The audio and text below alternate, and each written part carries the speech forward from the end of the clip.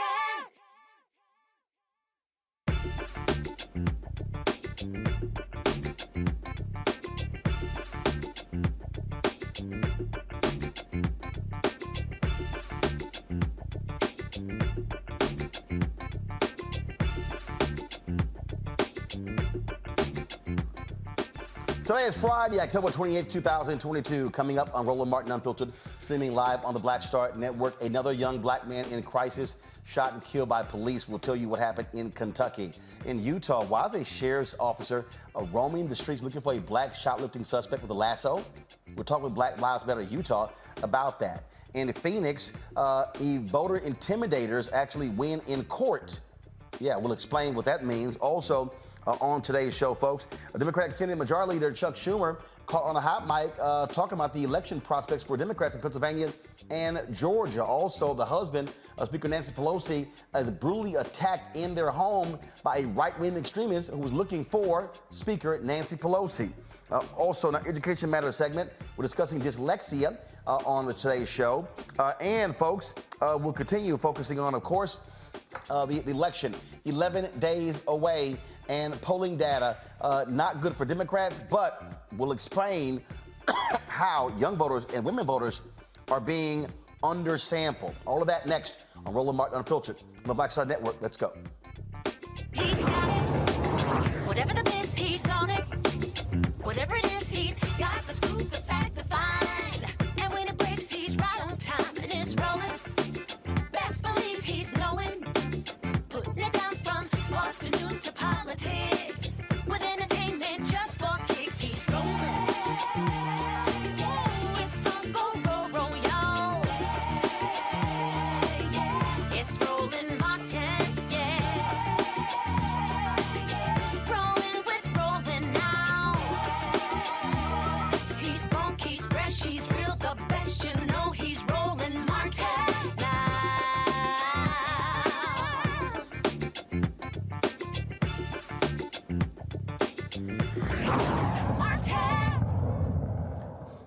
A Kentucky family is asking why is their son, their brother, their cousin dead after he was in distress, killed by police. Folks, the latest example of mental health going wrong.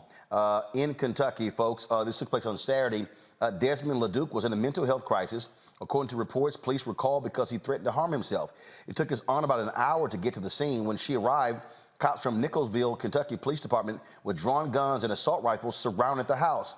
The video, folks, we're about to show you was recorded by a neighbor moments before an officer fired through the home, striking Desmond in the chest.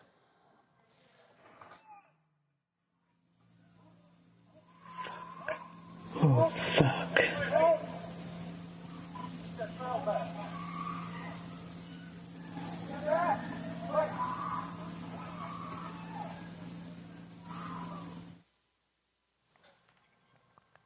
The story from police is that when officers arrived, they were confronted by an armed individual when they entered the home. Todd Justice, the police chief of the Nicholasville, Kentucky Police Department, said, "It is always difficult for family members in our community when a tragic event like this occurs. Our officers do their best in difficult situations like this with the immediate threats to the safety of themselves and others." The family says that did not happen and released this statement. There have been very limited information released regarding the circumstances of Saturday. Much of what has been said is false, and the police have done nothing to correct it. Desmond was alone in his home inside his bedroom when he was shot through the bedroom window by a police officer positioned outside the home. Any suggestions that officers made entry to Desmond's home were threatened inside the home by Desmond and shot Desmond from inside the home are false. Nothing has been said about Desmond's character, his kind nature, and the type of person he was. Everyone who knew Desmond was familiar with his amazing personality. Desmond was a running back during East Jessamine's magical 2016 district title run. He was a hard worker. He would do anything for anyone. He had no criminal record. We have had his former teachers, friends, and coworkers of Desmond reach out to us since Saturday to share their memories made with him. They are all positive and full of love, unselfishness, and joy. Desmond lived through a lot of tragedy and struggle. He lost his mom to a car accident in 2011. He lost his brother to a drowning 3 years ago. So understandably, certain days were really hard for Desmond to cope with these losses. On Saturday, Desmond was struggling with the desire to live. We asked the police to help him. They responded by sending the SWAT ERT unit. 9 different officers in tactical gear promptly surrounded Desmond's home and pointed assault rifles at the doors and windows. Patrol officers remained across the street. The woman who had raised Desmond since his mother's passing arrived on the scene. She begged and pleaded for the SWAT unit to stand down. She insisted that she be allowed to go into the home to talk to Desmond, to hug him, and to tell him that everything would be okay. This request was not only denied, but also came with a direct warning to Melissa that she would be tackled if she tried to go talk to her son. After an hour and a half, while Desmond was inside his home by himself, an officer shot through his bedroom window. The bullet struck Desmond in the chest. Officers made entry and then proceeded to drag Desmond across the ground through the bedroom, the hallway, the living room, and the kitchen. Officers left the heavy trail of blood on the floor for the family to discover hours later. When close to 20 officers were inside the home, and as Desmond was dying on the kitchen floor, other officers entered yelling, "Show me your fucking hands," to him and yelling at him that it was his fault. The remaining officers stood around as if nothing had happened. 4 hours after Desmond was taken by EMS to UK hospital, he died. We were devastated, confused, angry, frustrated, heartbroken, and struggling since Saturday. Nobody from the police department has come to express condolences. Nobody has given us any answers as to why they took Desmond's life. Desmond needed help. He did not harm anyone. He was alone in his home. 9 rifles being pointed at his doors and windows by officers in tactical gear did not do anything to defuse what was an obvious mental health crisis. A tactical kill shot through a window and into Desmond's chest was not the solution. We are grateful for all of those in the community who have shared the great memories they made with Desmond, and we urge everyone to help us get an understanding as to why Desmond was taken from us. The silence is killing us. Folks, we spoke to his aunt, Melissa Marks. She declined our invitation to appear on the show tonight as they prepare for Desmond's funeral tomorrow. My panel, Michael Imhotep, hosts the African History Network show. Dr. Larry J. Walker, assistant professor, University of Central Florida. Dr. Cleo Monago, social architect, chief advisor, Black Men's Exchange. Glad to have all three of you here. Cleo, I'll start with you. I mean, this is, we've done so many of these stories. And when it's an obvious mental health crisis, you don't send cops with guns. You send mental health experts. Well, if I'm not mistaken, the family called the cops. And it's not a good idea to call the cops when a mental health crisis is occurring, particularly when it's a Black male central to the crisis. So this is just another one of those situations where the cops are going to say there was a live gun in the presence of them, and they had to defuse it the best way they could, and that's going to be the explanation. I'm not sure the family will be able to talk any kind of support into being from the police department because the young man indeed had a gun. Now, they know more about the young man's state of mind than the police do, so they came to do what police do, to defuse the situation by any means necessary. So, yeah, it's very unfortunate, and unfortunately, this mostly happens to men who are dark-skinned or who are not white, which clearly shows a bias in people's impulses. So it's another tragic story. As you know, it's one of hundreds that we know about. However, again, I think the cops are going to say that there was a live gun and that the person was emotionally or mentally unstable. As far as they're concerned, means they were in particular danger because they didn't know what kind of state of mind he was in and what he was going to ultimately do. So they defused it the ultimate way. However, police need to stop being so abusive. I mean, they murdered him and then they dragged him around, and his last days were highly traumatizing, and it's just a terrible situation to imagine. However, there was a gun involved, and that will be the focus of the police. What jumps out at me is I want to see if there's body cam footage. I want to see if the cops were correct and if they breached the home as opposed to firing through the window, which raises the question, why would you be firing through a window if he was home, inside the home alone? If no one was inside that home and he wasn't threatening or harming anyone, what is the rationale for firing a weapon through a bedroom window? Right. Who was that question for, Roland? Larry. Oh, okay. Roland, this is rinse and repeat on these situations revolving Black folks and, whether they're mental health crisis or having other challenges. And, my colleague was talking about, when members of the Black community call law enforcement, the reality is there aren't a lot of options. And there particularly aren't a lot of options if there's an under-resourced community.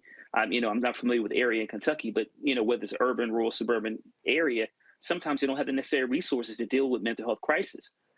The real question is in terms of not how law enforcement decided to end this crisis was to shoot him from outside of the home. This makes no sense. It's clearly if he's in the house by himself, he's only a threat to himself. And law enforcement should have taken the time to wait him out or let someone from the family talk to him over an extended period of time to just talk him down. But taking this young man's life while saying he's obviously, a threat, but you're outside of the home and then you shoot him, it just doesn't make any sense. And Roland, this also goes to this idea of how we properly train law enforcement. First of all, to see the humanity when it comes to Black folks' humanity. Second of all, in terms of taking the time to understand that individuals when they're in mental health crisis, that there are a lot of things going through their mind. And obviously you read the statement in terms of all the tragedies you dealt with over the last several years. But once again, this is rinse and repeat also when it relates to these statements that law enforcement put out, when they kind of blanket statements and say, they want to protect the community. But the bottom line is when you commit these kind of acts, particularly against Black folks, the members of the Black community and other minoritized populations don't feel safe. So it's really important, once again, we get to the bottom of this, and my condolences to his family. Michael, we've seen so many other stories like this, and I think a lot of times what happens is cops are involved in this, and they're sick and tired of this thing going on and on and on, lasting an hour and a half, and they want to shut it down. We've seen other examples, same thing, where they were upset with how long the situation, and then, oh, you know what, let's shoot to kill. But if you're the police chief, again, I just keep saying to people over and over and over again, death is final. Right. This isn't shot in the leg, wounded. It's death. Can't come back from that. Exactly. And so shooting someone to death should be absolute last resort in any situation. Yeah, absolutely. And this is an example of why some people should definitely not be police officers. But in reading the article from ABC Channel 6 and watching the video segment from their news broadcast, 2 negotiators from the crisis negotiation team were dispatched. And it appears from the reports that there were negotiations that were going on for close to 2 hours, but somehow the negotiations deteriorated. And what I'm trying to find out is, okay, so how did it go from the negotiations deteriorating with the 2 crisis negotiators? How did it go from that to him being shot and killed? There's still a lot in reviewing this story. There's still a lot that's missing here. And along with the 2 negotiators, the special response team was deployed also. So I'm trying to figure out, how did it go from them trying to negotiate with him, and these are trained negotiators, how did it go from that to him ending up dead and an officer shooting through the window, and he's apparently in the house by himself. So something doesn't add up here. I don't know if this is the case that the Department of Justice will pick up. It sounds like maybe it's one they should investigate. But yeah, this is another example why, some people should not be police officers at all. Look, I don't care if a standoff lasts 8 hours. Right. Death is death. It's finality. And I would rather spend 8-10 hours trying to defuse the situation, utilizing the family as best as you can to do so, than to kill somebody. And I think that's really has to be the state of mind with a lot of these police departments. And this is also why when people get mad when they hear defund police, one of the things they talk about is shifting resources away from, lethal action to mental health services. But folks, never seen them want to deal with that. Folks, got to go to a break. We come back, we're going to talk about what's happening in Utah. Why is a sheriff's officer patrolling the streets looking for a Black shoplifting suspect with a lasso? Yeah. Where did we show you this video? Folks, don't forget to support us at the Black Star Network. Download the Black Star Network app. Apple phone, Android phone, Apple TV, Android TV, Roku, Amazon Fire TV, Xbox One, Samsung Smart TV. You can also, of course, help us by contributing to our Bring the Funk fan club. Your dollars make it possible for us to be able to do what we do every single day, folks. We are an independent, Black-owned media organization. No millionaires, billionaires sending us big-time checks. And so your dollars are critical for us to be able to do what we do. The goal is to get 2,000 folks each month, October, November, and December, through the end of the year, contributing at least $50 each. That'll raise $100,000 for us to meet our needs. Checks and money orders go to P.O. Box 57196, Washington, D.C. 20037-0196. Cash App, $RM Unfiltered. PayPal is R Martin Unfiltered. Venmo is RM Unfiltered. Zelle, Roland at RolandSMartin.com. Roland at RolandMartinUnfiltered.com. And be sure to get your copy of my book, White Fear, How the Browning of America is Making White Folks Lose Their Minds. Available at Ben Bella Books, Amazon, Barnes & Noble, IndieBound, Bookshop, Chapters, Books A Million, Target. You can also download it from Audible and order through your favorite black bookstore. We'll be right back.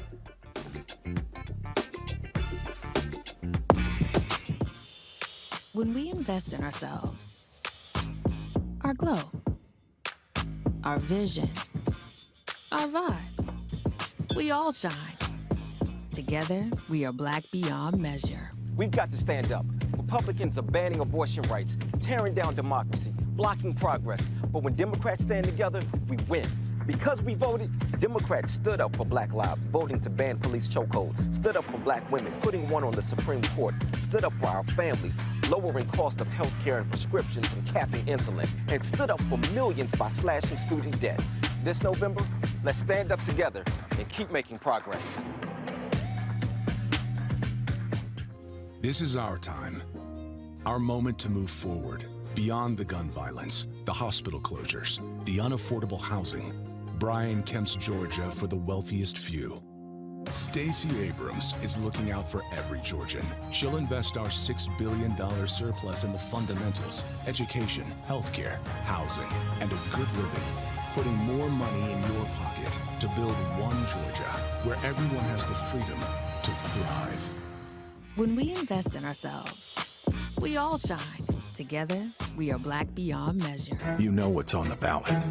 It's not just legislation and policies we believe in. It's democracy. Our democracy. There's a choice on the ballot between freedom and fear, between cruelty and compassion, between chaos and community, between voting or violence. And the end of rights generations have fought for. The extremists have a plan, a roadmap for a nation where your voice is silenced and your vote is a memory, where they count their votes and cast ours aside. That's why this year, this fight, this vote is so important. Register, engage, volunteer, fight back against the disinformation and despair, and most of all, vote, because your vote is all that stands between our future and theirs. Libraries empower the community with education. Liberia Economic Development Initiative, LEDI, is hosting the International Life Changers Awards and Liberia's bicentennial to celebrate LEDI building the country's first modern public library and technology center. Join event host Roland Martin. Our honorees, Reverend Dr. Jamal Bryant, Zernona Clayton, Thomas Dortch Jr., Dana Lupton, Dr. Tammy Graysteele, on October 29th at the CNN Center, Atlanta. There are no public libraries in Liberia, but together we can change that. Get tickets at ledinow.org. What's up, what's up? I'm Dr. Ricky Dillard, the choir master. Hi, I'm Amber Stevens-West from The Carmichael Show. Hi, my name is LaToya Luckett, and you're watching Roland Martin Unfiltered.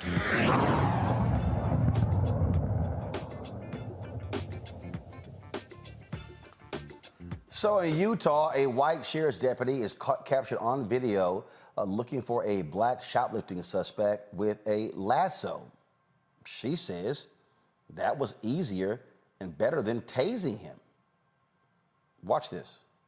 This is the view from a Grand County Sheriff deputy's body camera on July 10th. It's rolling as Deputy Amanda Edwards pulls up to help Moab police look for a man they claim ran from them.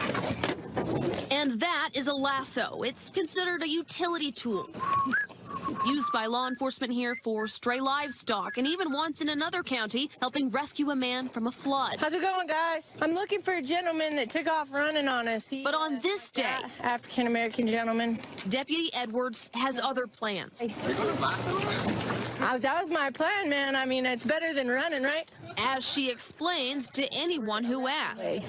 You're gonna rope him? Might.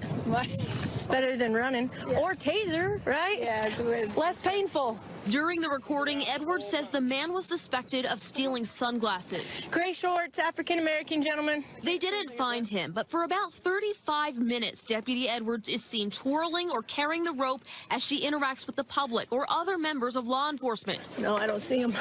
One Grand County deputy is heard raising concerns. That's going to look really bad if you use that.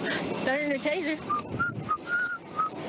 I've been waiting for this moment for quite some time. While a Utah Highway Patrol trooper had this reaction. I will corner him. Appreciate it. We just need to get him on the run, like run now.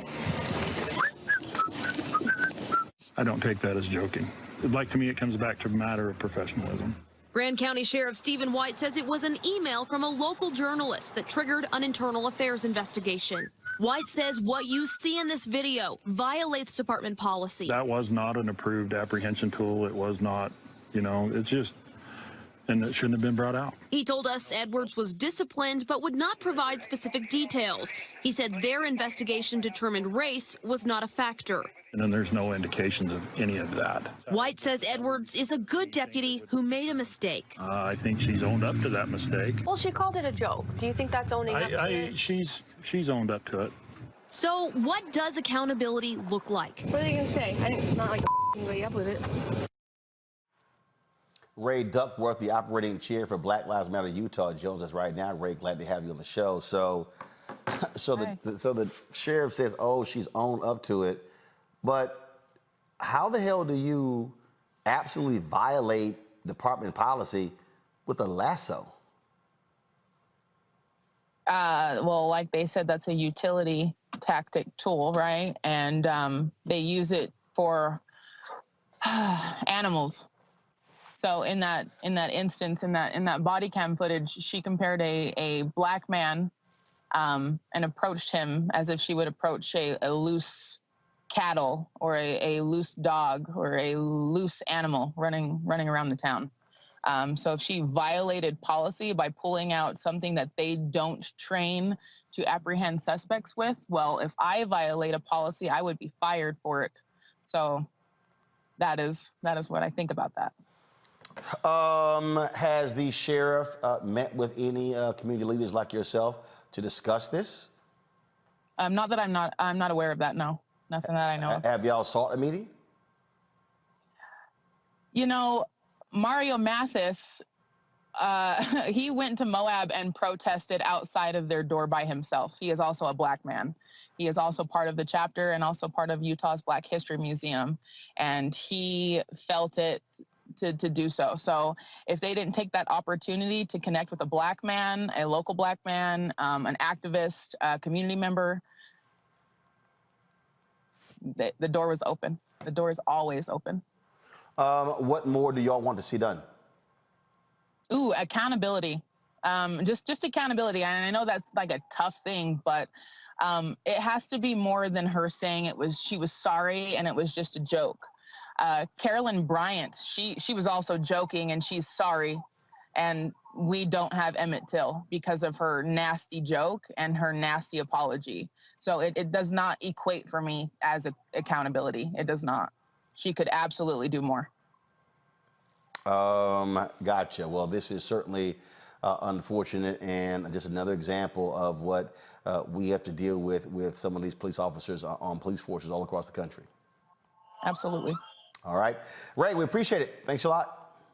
Yeah, of course. Thank you. Larry, a lasso. That's a new one. I don't have the words, man. It just feels like every time we have a conversations about interaction with law enforcement, there's something new to add that we would have never figured. So a lasso is a new one, Roland. And so I'm confused. So first of all, her wording of African-American gentleman, it just, every time she says it, I just get a tightening of my heart because she's saying sarcastically. That's first of all. Second of all, when the officer also says, I've been looking forward to using this. So she's been visualizing it. She's been thinking about it. And we know it historically when we talk about some law enforcement officers historically who've gotten, these emails, et cetera, we've uncovered when they've talked about, they've kind of visualized ways in which they could punish Black folks. So that's the second thing. The third thing is when she spent 35 minutes walking around looking for this gentleman and just kind of walking around, one of her colleagues warned her that it's a bad look. And historically, they use it for cows and any other pigs, whatever other kind of animals they use in Utah to capture with a lasso. It just doesn't add up. And once again, this goes to the point I made earlier about law enforcement not seeing Black folks as humanity. She's treating him like an animal, considers him an animal, and will lasso a human being and tie him up and I guess, I don't know, drag him. So once again, she is not being properly punished. She thinks it's a joke. She should be fired. You can't have someone like that, driving a police car, dealing with members of the community. Where's the trust? There is none. She should be fired. Cleo, the other officers, hey, not a good look. How about somebody say, hey, that is not, again, that's not acceptable to the Department of Policy. Put it up. About a year or two ago, you may remember that there were some Haitian citizens who also experienced the lasso. So this is the first time we've seen it maybe in recent years, but this has been done before. What was interesting to me was the cliche narrative that someone said race was not a factor. That's always interesting to hear. But my concern about this does not really focus on, for example, the casual dismissal that the officer had when people kept telling her this is not a good look. She was like, whatever, the whole time. I always go back to not the redundancy of white mental illness and anti-Black behavior, but how Black people internalize this stuff. And at the risk of sounding one way that I often sound, I wonder how Black parents in that area are engaging their children and that they're letting them know that that was wrong and that that cop suffered from a human corruption called racism and that Black people are not the problem. Because that doesn't happen enough. This is story number, 1,000 about a Black man being disrespected or potentially disrespected by the police. That's not a new phenomenon. What I think needs to occur, because this is going to continue to occur, is that Black people need to start talking to their children about self-respect and self-defense. Because white racists are going to do what white racists do. And who knows, there may be a decrease in frequency, but this phenomenon is going to continue. And her casual, dismissive attitude and her inability to even care when people, including a colleague, said, hey, this is not a good look for her to be sold. She has backup in her culture, or else she wouldn't be doing this. And it takes time to get a culture to change, but people could defend themselves right now. And people can talk with their children about this corruption that is in society that has them thinking that something's wrong with them if their parents don't do that work that I'm talking about. That's my concern because, as you know, we've had this story many, many times. But what are we going to do to deflect the traumatic impact on the lives of Black people? Michael.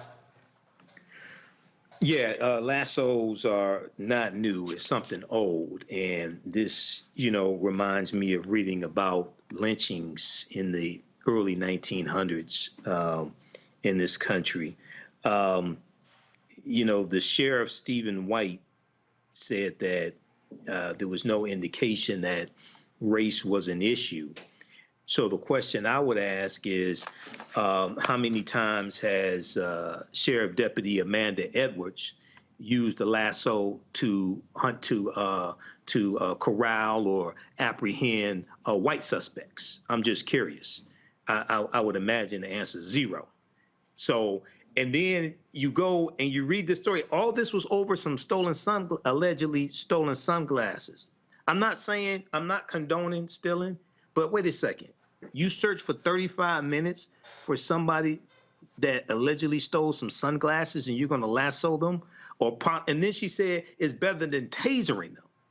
So you think you're going to have to taser somebody that allegedly stole some sunglasses? So this is, I remember a science fiction movie from like the 1970s, something like The Land That Time Forgot or something like that. And it was these people living in the prehistoric era, okay? When you research Grand County, it's only 1% Black.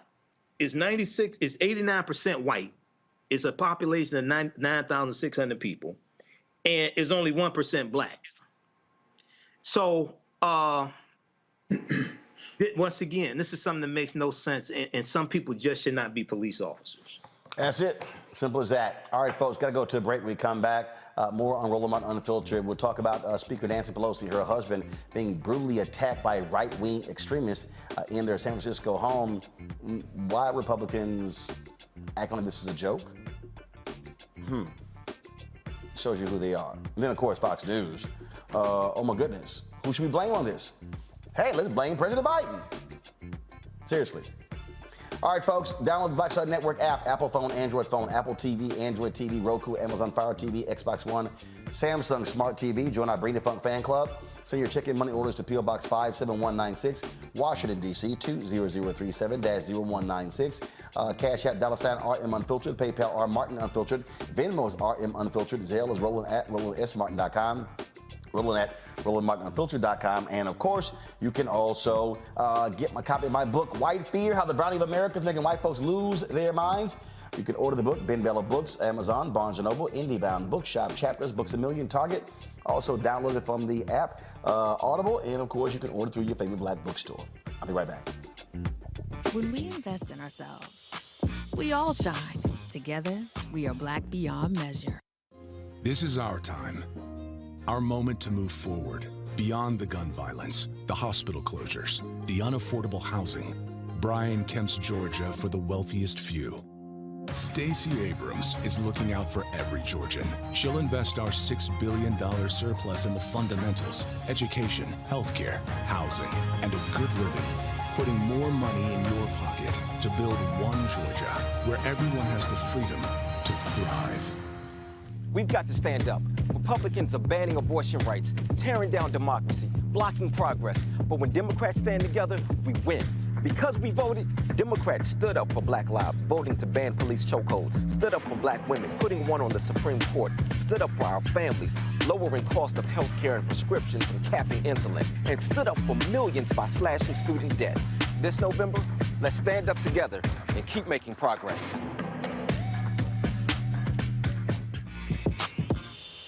When we invest in ourselves, our glow, our vision, our vibe, we all shine.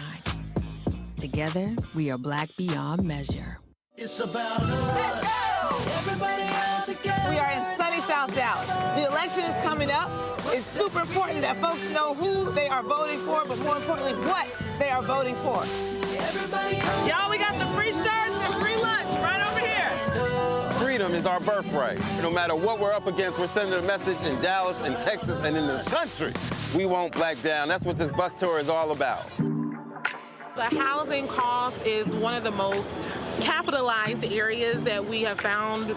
People who are marginalized, that are brown and black, we are suffering the most, and I think that we have the biggest vote and the biggest impact in this election. I'm voting for affordable housing, for sure.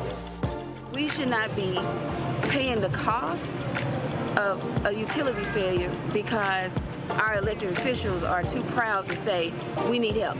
I know that we can bring out our people to vote. It's a part of our birthright. Right. It's a part of our heritage, and surely it's a part of our present and part of our future. That's right. That's what's up.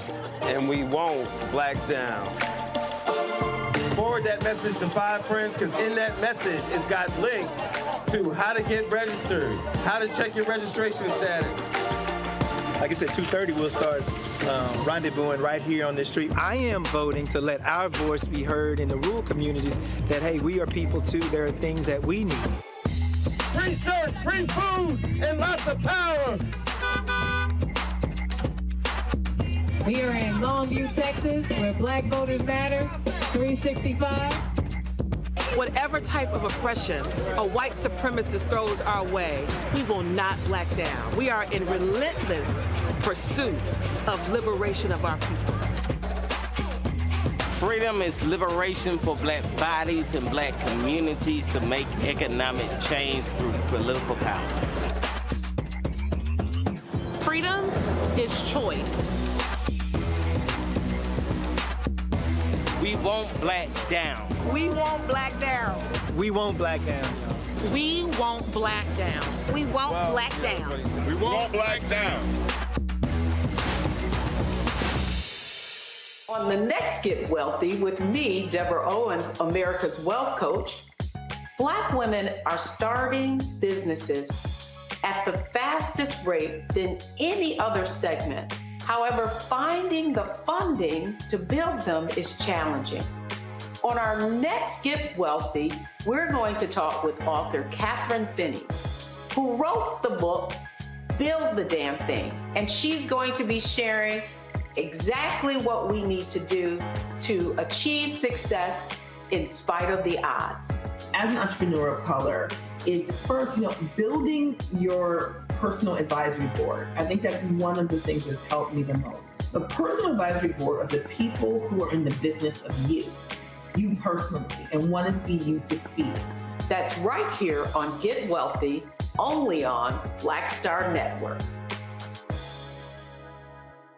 Pull up a chair, take your seat at the Black Table with me, Dr. Greg Carr, here on the Black Star Network.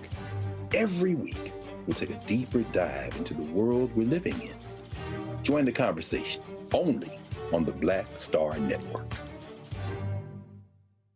Carl Payne pretended to be Roland Martin. Holla! You are watching Roland Martin, and I'm on his show today, and it's, what, huh? You should have some cue cards. Hey, what's up, y'all? It's your boy, Jacob Lattimore, and you're now watching Roland Martin right now.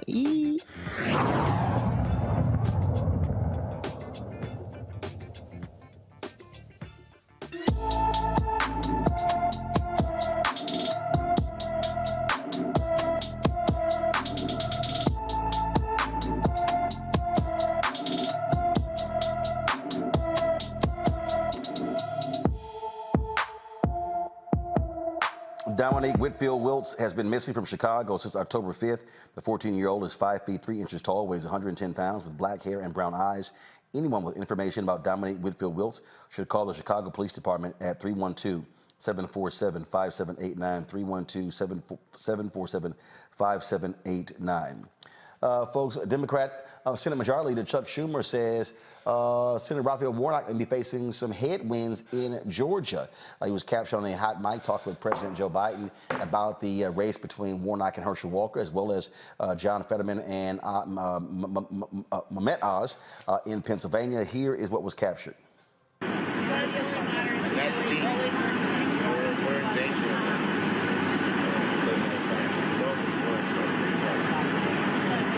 Well, it looks like the debate didn't hurt us too much in Pennsylvania as of tonight, so that's good.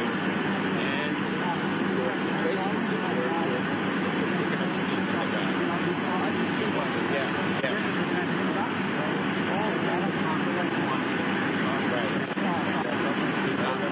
Right. Did go out. I did. You did a phone call. Yeah. The state will see it. The state will vote down.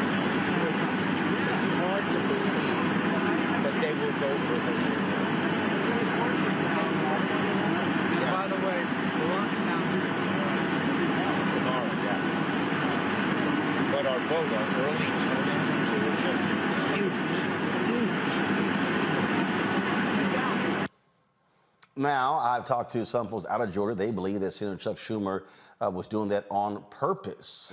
They say, look, oftentimes what you'll see is folks try to egg their base going by suggesting that they are losing.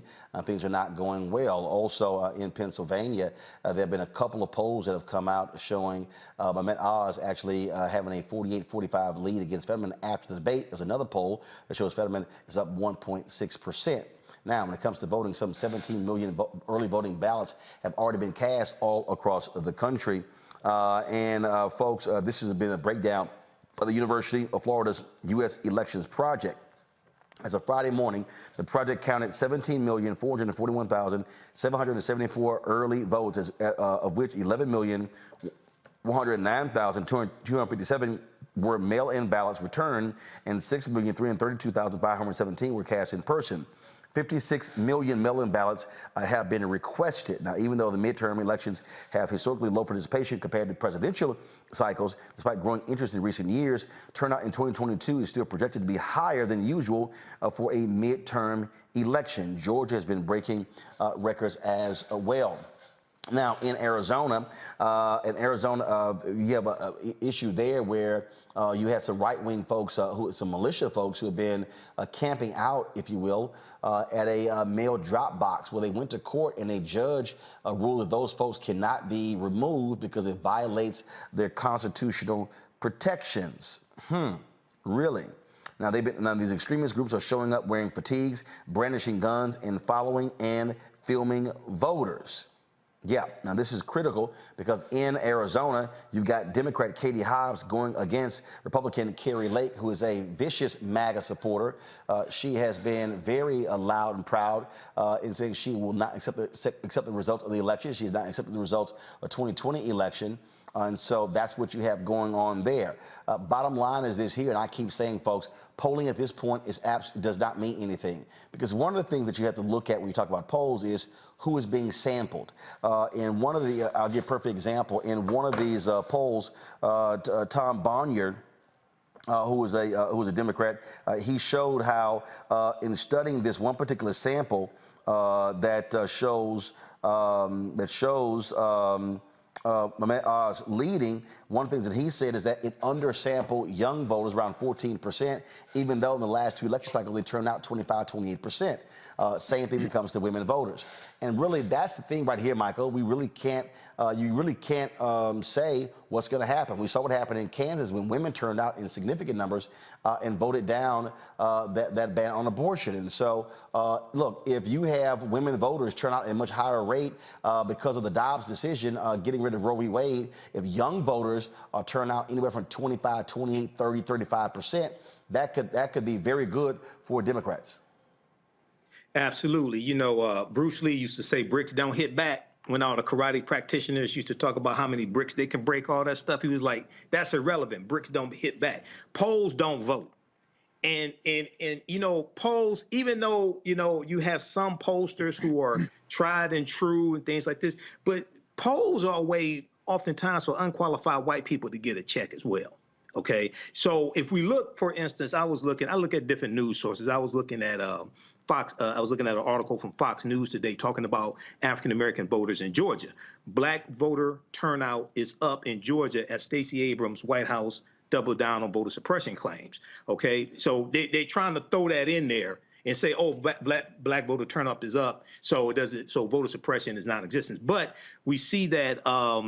According to figures from the United States Election Project, black voters make up 30% of early votes cast so far in Georgia, up 3 percentage points from 27% in the 2020 presidential election. So this is about messaging and turnout, And one of the mistakes that Democrats made, even though Roe being overturned and abortion and women's reproductive rights, even though that is extremely important, they should have been talking about the economy and inflation much earlier.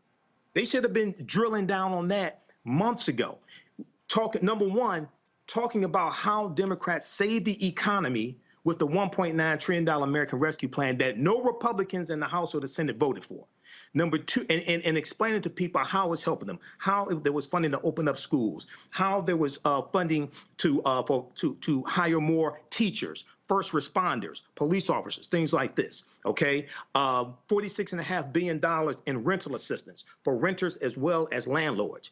Then you have the CHIPS and Science Act, about 25% to 1/3 of inflationary costs is because of the lack of microchips that are used for vehicles. So we've seen the cost of vehicles skyrocket. We've also seen the cost of rental cars increase as well.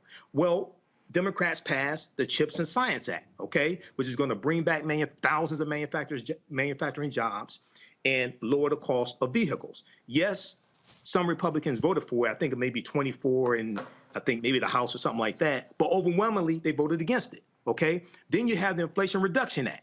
No Republicans in the House or the Senate voted for the Inflation Reduction Act. And a lot of that goes into effect January 1st, 2023, and it's going to help people save money. It'll help seniors save money on the cost of insulin. It'll lower the cost of energy for families, for their homes, things like this. They should have been talking about the economic issue much earlier because they're actually winning on the economic issue. And lastly, 54% of corporate profits are 54% of inflationary costs are because of corporate profits, which is corporate greed. They should have T-shirts with that on there. Katie Porter nailed it. Democrat from California, she nailed it. That should be one of their leading arguments because Republicans have no solutions to deal with inflation. And the New York Times has an article that just came out in the past couple of days that talks about how experts are saying many of the policies that Republicans are promoting will actually hurt the economy, harm the economy, and send us into a recession. So it's about messaging and turnout at this point. Well, I don't even think it's a point about messaging right now. I think at the end of the day, Larry, what it is right now is you've got to go after who are your likely voters and get them out to the polls. You've got to figure out where they are. You got to convince them to come out. And I keep telling people, and I'm telling y'all right now, I'm going to use a hashtag we tried to tell you. I'm telling y'all right now, if you let Republicans take control of the House and take control of the Senate, you're going to have problems.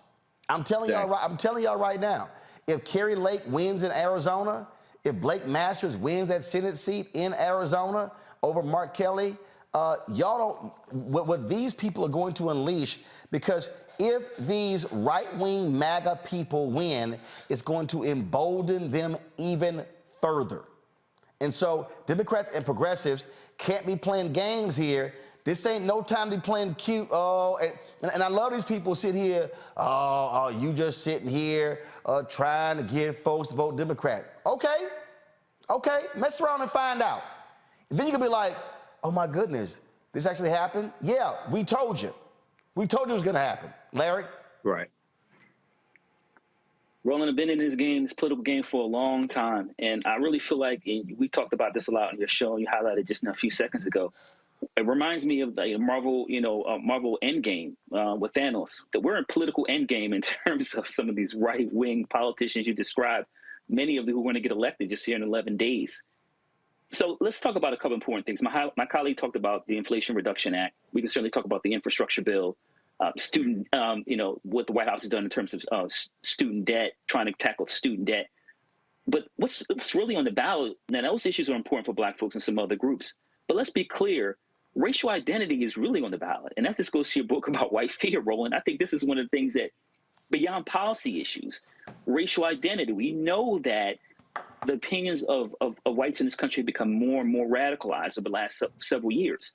So many of these folks don't even care about whether you're reducing, inflation, or once again, they get some student loan relief. What they're really focused on is racial identity and racial demographic shift and political power. That's what this is ultimately about. This is certainly not about democracy. And that's why I mentioned your book, White Fear. So it's really important that, once again, Roland, we do get our folks out to vote. I think, once again, in Georgia, like Black folks did 2 years ago, they're going to come out and save the day. Once again, Black folks save democracy.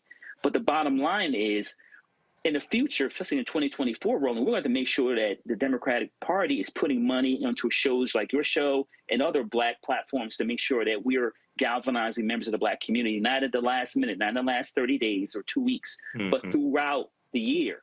But we don't see that. And that's why I think when you talk about that, it's really so important. That's how we galvanize people, by constantly having consistent, concise messaging. And we don't always see that from the Democratic Party. And what we do see from the Republican Party is a lot of lies and disinformation. So to counter that, we have to consistently have some tight messaging and make sure Black platforms get the money they need to get the information out to the community. Look, Cleo, you embolden these MAGA people. Oh, it's going to get worse. This is absolutely white nationalism on the ballot. It's exactly how they are voting. So let's not even even sit here and sugarcoat this. And so I get folks. I get amazing. It's amazing to me when folks go, well, I just think that you're just oversimplifying this. And I'm like, are you actually paying attention? Because I hear what they're saying. Right. I see what they say they want to do, and I'm going to go, all right, let's see how that ends up for us. But, you know, if folks want to play games, go right ahead, Cleo. Well, like you said earlier, Roland, it's too early to depend on polls to get the real answers, but it's never too early to manipulate.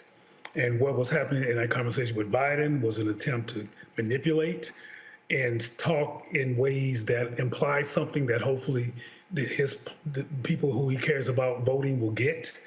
But that's a problem, though, in that the white supremacists are blatant, and we are, well, not me, but a lot of people who are in the Democratic Party, et cetera, are tiptoe and are not as blatant as the white supremacists are.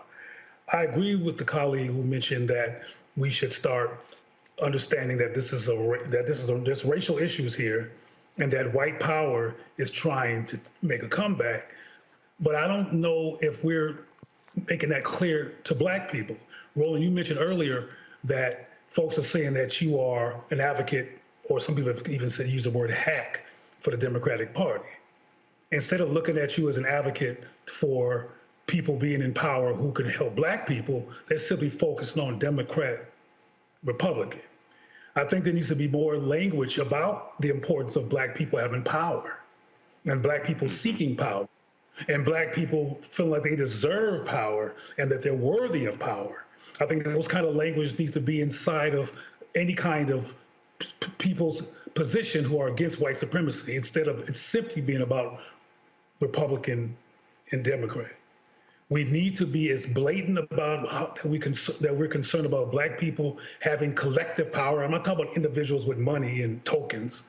I'm talking about collective power as part of our political positioning and our political banter. And a lot of that's not happening. But I really appreciated that Texas commercial that you played, because the sister was straight up about Black voters matter, and they are taking a position that underscores the relevance of race. But I don't see enough of that. But I will reiterate that, yes, it is too early for polls to be dependent on. And right now, these are optical manipulations to get people to make decisions. But the Democrats need to be less cryptic and more blatant, particularly if they're supposedly against white supremacy. Well, here's a perfect example. You got some idiot called Salt Gang Boxing on our YouTube channel. He goes, I hope the Democrats lose across the board. They're not doing anything for black Americans but talking.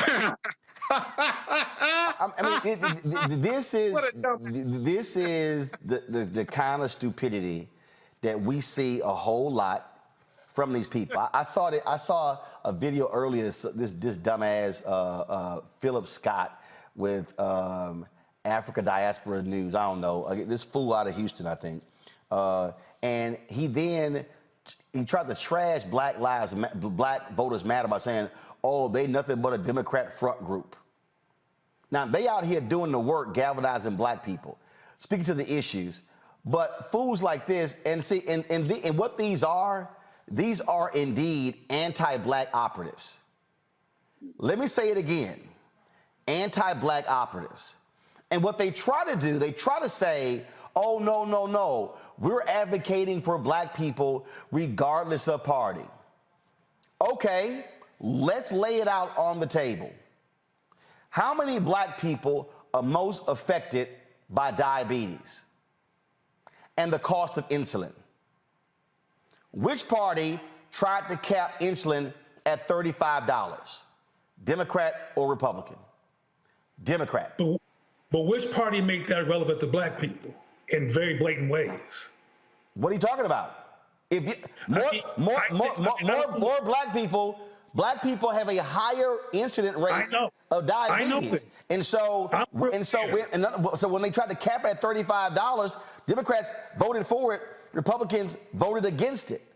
They voted against it. So, I mean, I'm real clear about what you're saying in terms of diabetes. What I'm saying is I think what you're saying is correct, so I don't think I'm being dismissive, but I also think that there's some black people who just ain't buying it, not unless it's explicitly affirming of black people. Okay, hold up.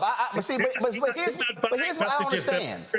Abstract. Okay, but no, that's not abstract. If your grandmother and your grandfather and your mama and your daddy got diabetes, you know damn well how much the insulin cost. I mean, so you need somebody to actually say, hey, black person, If we kept insulin at $35, that's helping Big Mama. I mean, at some point, some people got to use their brain. If insulin is costing $400 a month, and they're trying to cap it at $35, that actually helps your Big Mama. I think that this society provides tons of distractions, tons of things that get in the way of Black common sense and Black clear thinking. And I always talk about the trauma trance that Black people are in.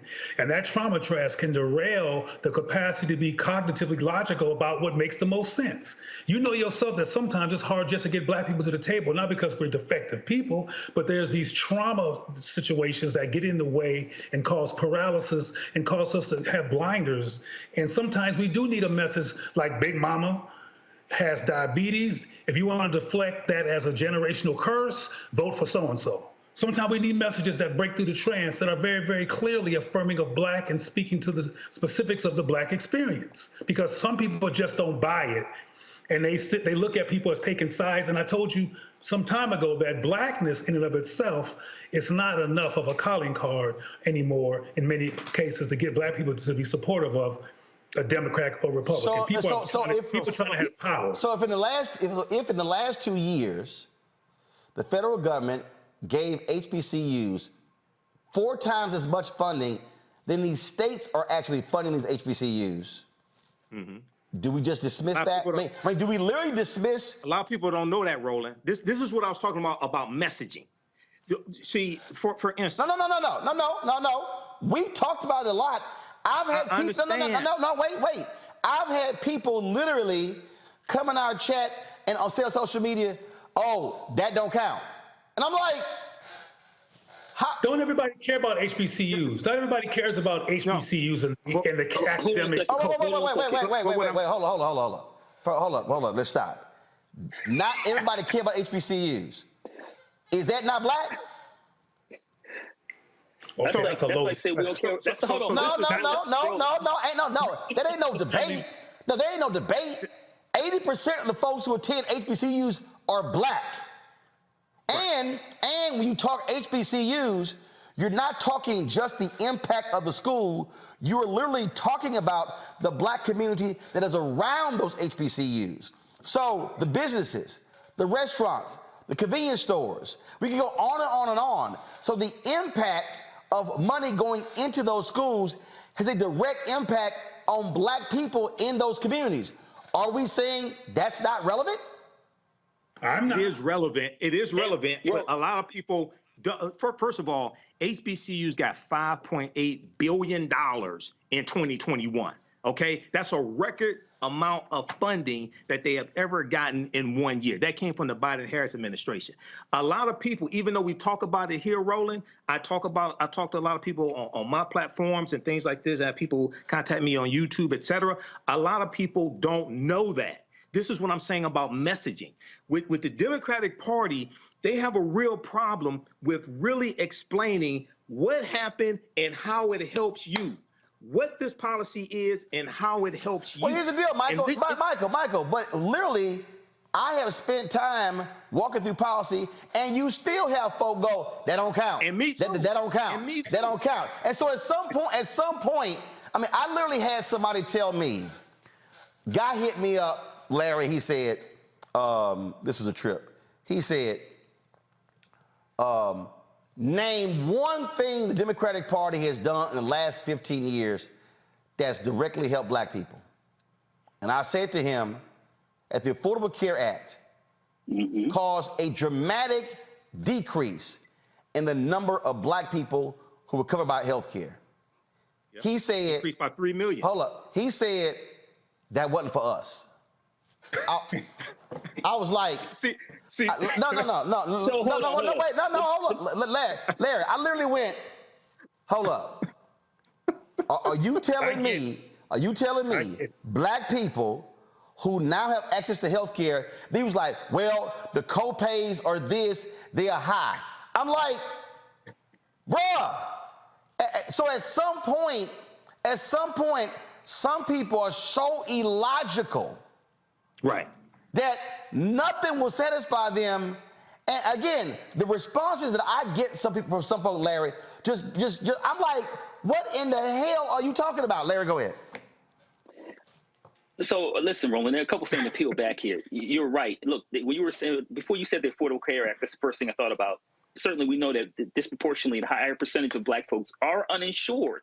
So essentially we talk about Black Lives Matter is the Affordable Care Act is essentially the core of Black Lives Matter. It's saved and it's saving black lives. Folks who would not have access to health care could take and deal with especially when there's a preventative care. The other thing I want to talk about is in terms of messaging. Yeah, the Democratic Party, Roland's talked about that. I've talked about it. Other panels talked about it in terms of consistent messaging, and I made that point earlier. But listen, let's be careful in terms of information and disinformation. We're in an age of disinformation, and a lot of folks are coming across information on Facebook, Instagram, et cetera, wherever they go, and they're being more exposed to disinformation. You get the truth and information on this platform with Roland Martin. But there's a lot of disinformation out there. The last thing I want to add about the issue about HBCUs, my colleague mentioned, and certainly I'm a proud HBCU alum, but I also want to add that HBCUs are institutions within the black community. The first HBCU was founded in 1837, Chain University. And let's be clear, they are institutions like the Black church.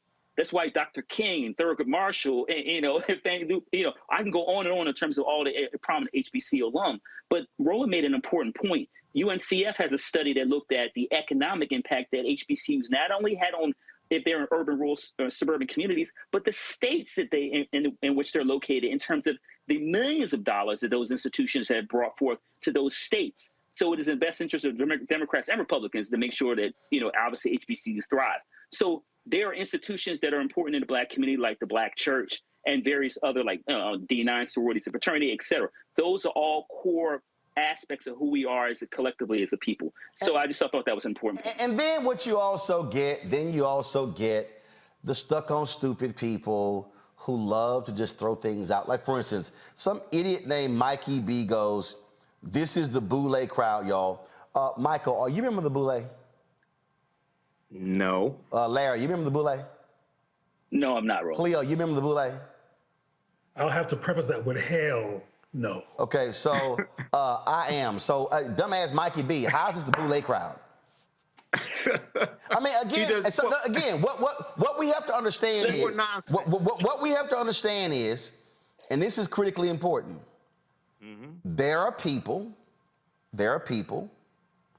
in our community who are deliberately spreading misinformation, disinformation. There are people in our community who you can't satisfy anything. They make up stuff.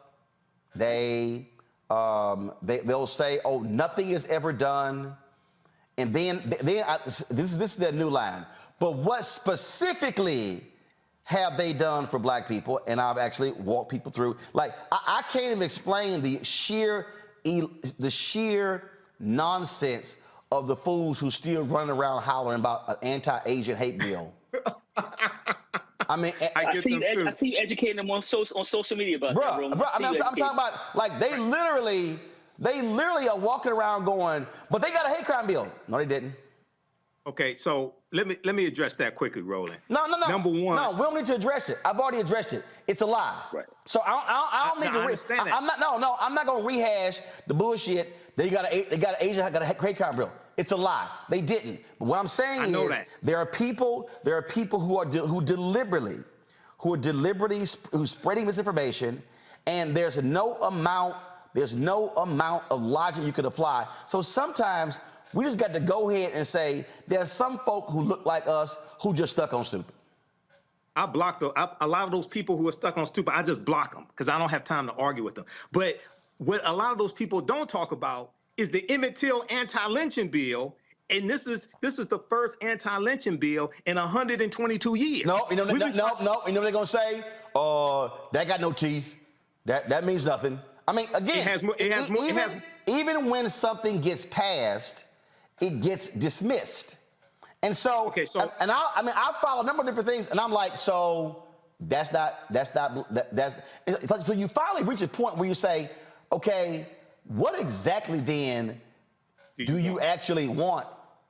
And 99.9% of the time, they cannot tell you, other than reparations, But then, they say, I ain't gonna vote, but I want reparations, without realizing that the very people you vote for, that's who actually gonna vote on it. See, it's a circle of stupidity. They keep going round and round in circle, and they can't tell you how to get what it is that they say that they want. Okay, so the Emmett Till anti-lynching bill, all right, has more teeth than the COVID-19 Hate Crimes Act, and the COVID-19 Hate Crimes Act only related to, number one, COVID-19 related. No, but it was only 1 year. Like here, right now, some guy named Justin. You're lying, Roland, and the Emmett Till bill hasn't been passed because Miss Bryant is still walking around. See, some people it not only has like to be passed, it literally got passed. See, you don't read. See, Google is free, fool. Learn to use Google. It ain't that free. It was passed. It ain't that free. All right. Y'all going to stop calling black folks names and calling these people names, man. Because Cleo, if some folks are dumb, they dumb. If some white folks are dumb, they dumb. Cleo, the man literally said the Emmett Till hate lynching bill didn't get passed. It got passed and signed. Now, damn, what do we call that? He may confuse that with the George Floyd. No. That ain't what he said. So, all right, Cleo. No, Cleo, please explain to me if somebody says the Emmett Till bill did not get passed because Carolyn Bryant is still walking around. All right, what do I call that? Okay, let me interpret that, if I may. First of all, that person is wrong if they think the Emmett Till policy is irrelevant. But they're blinded legitimately. Cleo, that ain't what he said. He said, no, Cleo. He said, Roland, you're lying. The Till bill did not get passed. Okay. Well, no, I heard you say that. I heard you say, and he's wrong about that. However, let me finish now. You got to let me finish this now. This is deconstructing trauma-laced interpretation of the world through deep cynicism that's justified by personal immediate experience. For example, not everybody is in college. Not everybody cares about college. Now, I'm not one of these people. I'm just translating here, speaking another language. Not everybody looks at the academy, which is predominantly white, even at HBCUs in terms of the curriculum, as a sanctuary for black power and transformation. So they don't look at supporting HBCUs as a great thing. Now, I'm not saying that's how I feel. I'm saying I understand what they're saying. They're mad about Carolyn, who set up Emmett Till for murder, still being free. And they're too reactionary, but to that horrible situation, to think through a logical lens. And what I said many times, and I'll say it again, that some black people, and I've actually worked with some of these black people, need to see in no uncertain terms the blatant ways in which something that's being done is going to help black people in particular. When you mentioned the Affordable Care Act, yes, logically that was helpful to black people, but it was not. Let me finish because it's going to provoke you because of your logical thinking. It was not called, as it came out of Obama's camp, the Black Affordable Care Act. We want to see. It was called the goddamn Affordable Care Act. We want to see things that are blatantly, in this racist, anti-black society, we want to see things that are clearly and blatantly, without question, the affirming of black people. Like what? Like what? Well, for example, when Barack Obama was president of the United States, he only on forced occasions talked in very focused ways in terms of black struggle. No, that's a speech. I want to know what specific. I'm talking about the factors. Cleo. I want to know what specific policy you want to be framed as explicitly black. Name it. Well, I think the Emmett Till policy is explicitly black. But they say it didn't pass. And then the critics also say it was irrelevant. They also said it was late, had no teeth. Right, because we cannot keep beating these people up for being traumatized and upset about what they are going through. Hold on. Cleo. You mentioned the Emmett Till. It's already been passed. Name me something that you want that's explicitly black to get passed. Well, you know, one thing that explicitly black folks won't pass is reparations. Okay, but how you gonna get? Hold up. But how you gonna get reparations if you don't have the elected officials to get it done? Well, name an elected official who's talking about reparations and getting it done. There are literally 217. Hold up, it's a perfect example. Co-sponsors. No, it's a perfect example. There are 217 co-sponsors of HR 40. The same folk who yell, they say, no, HR 40 is trash. It's a joke. It ain't good enough. 217. But the same people say that's a joke. It's not good enough. It's not real. So here's my question. If you can't even get HR 40, how you think you gonna get reparations? And here's the other deal, Cleo. If you pull polling data of African Americans, reparations is not in the top 3 or top 5. And that's because of cynicism. Hold on.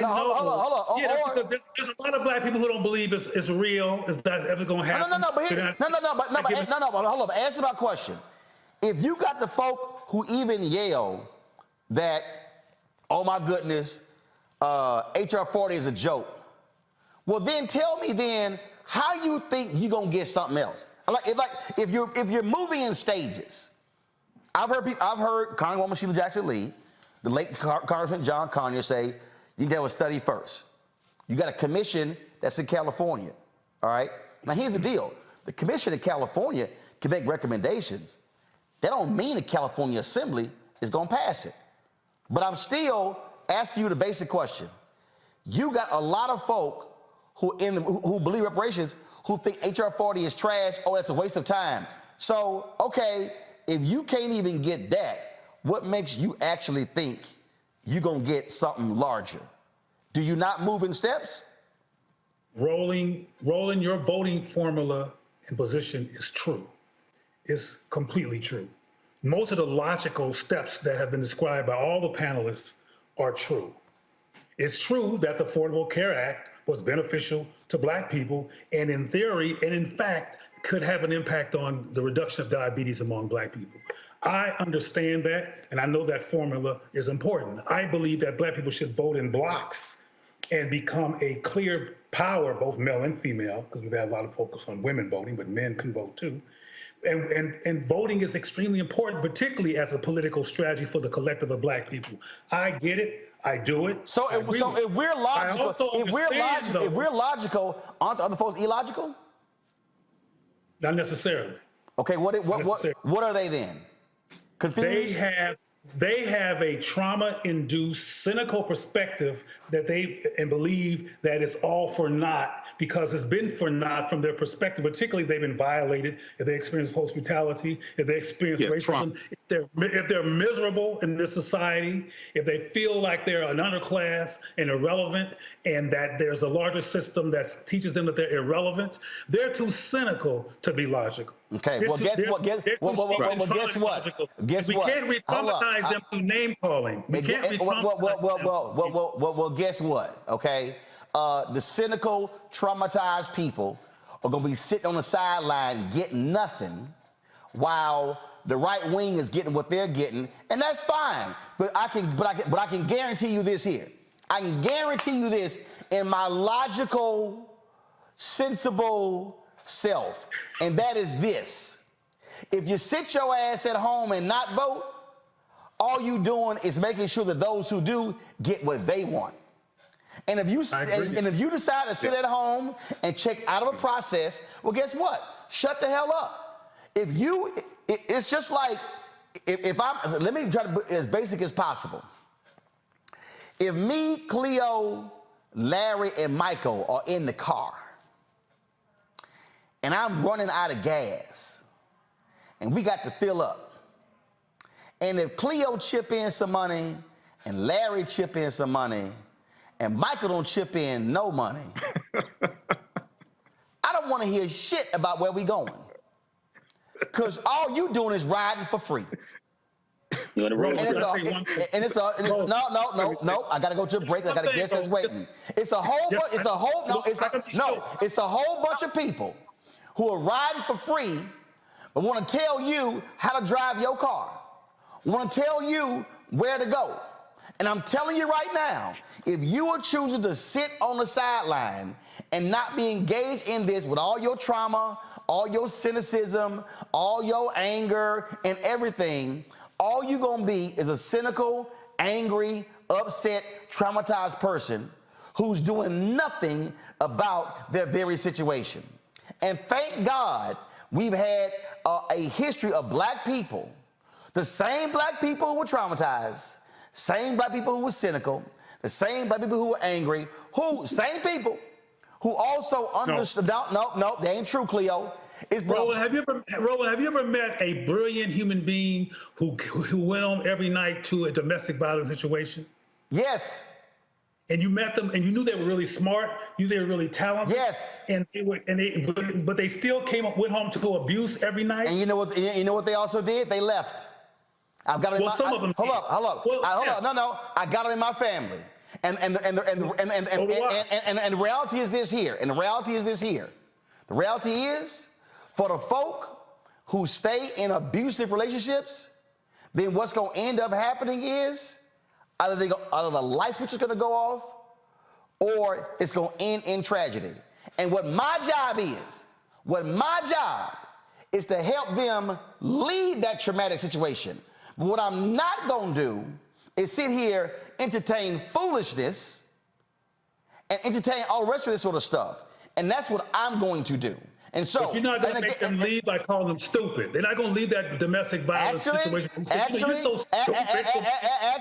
Actually, as somebody who's had those conversations, sometimes you have to go ahead and go there because every other piece of logic they weren't complying with. And you talk using your example. You talking to somebody who's had those conversations with family members. So yes, I have, and I've had to get through to them. As anyone, no, Cleo. You asked me specifically about domestic violence, and I've had to go there with some family members because I tried logic. I tried to be nice. I tried to be cordial and understanding, and finally, I had to go there and get raw with it to get their damn attention. So yes, I've been there. I got to go to a break. I got to go to a break. When we come back on Roland Martin Unfiltered, we'll continue with our show, Education Matters. We'll also talk about more news of the day. Of course, the passing of a great preacher, the Reverend Calvin Bus III, Abyssinian Baptist Church, died today at the age of 73. You're watching Roland Martin Unfiltered on the Black Star Network. You're watching on YouTube. Hit the like button. Facebook, same thing. Black Star Network app, Twitch, Instagram. Hit like, hit share. Too many of y'all watching right now. Must be under 1,000 likes. Doesn't make any sense whatsoever. So stop riding for free and hit the damn button. Okay? Download the Black Star Network app, Apple phone, Android phone, Apple TV, Android TV, Roku, Amazon Fire TV, Xbox One, Samsung Smart TV. Also, you can support our Bring the Funk fan club. Your dollars go to support this show. Check your money orders. Go to P.O. Box 57196, Washington, D.C. 20037. That's 0196. Cash App, $RM Unfiltered. PayPal is R Martin Unfiltered. Venmo is RM Unfiltered. Zelle is Roland at RolandSMartin.com. Roland at RolandMartinUnfiltered.com. And get your copy of my book, White Fear, How the Browning of America is Making White Folks Lose Their Minds. Y'all, it's playing out in real time. I've been telling y'all this for 13 years, and it's real. Ordered from Ben Bella Books, Amazon, Barnes & Noble, IndieBound, Bookshop, Chapters, Books A Million, Target. Download it from Audible. We'll be back in a moment.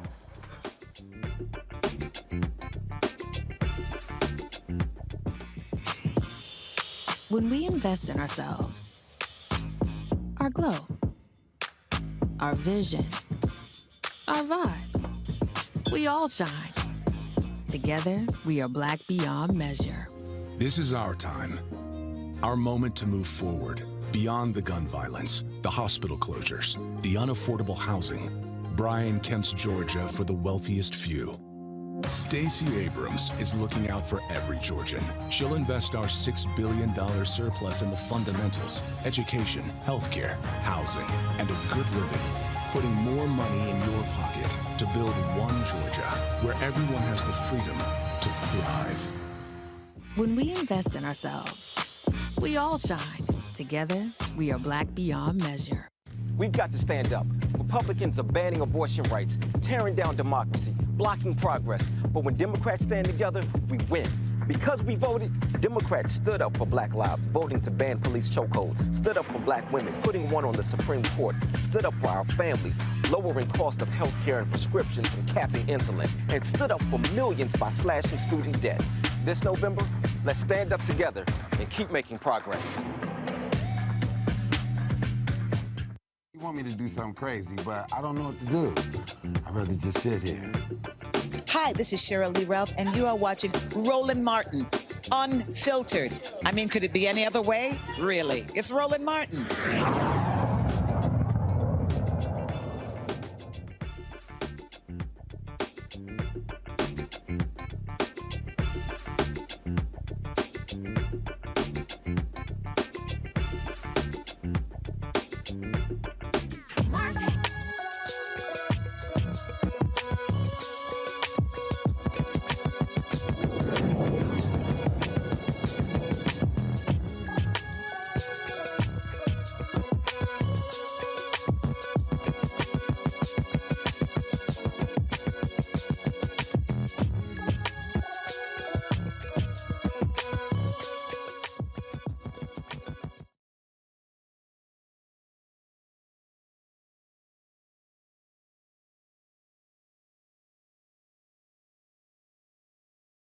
All right, folks, October is Dyslexia Awareness Month.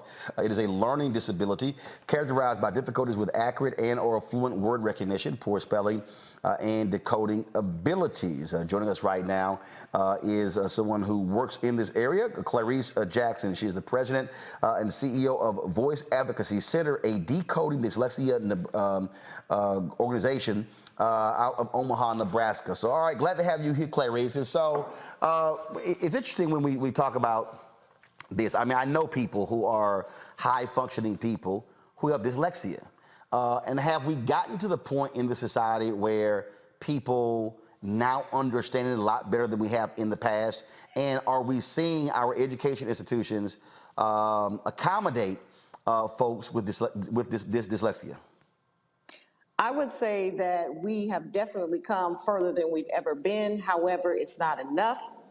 And more specifically, when it comes to Black and brown children and families, access and services, and even the recognition of dyslexia as a learning disability for African American and brown families is still somewhat taboo.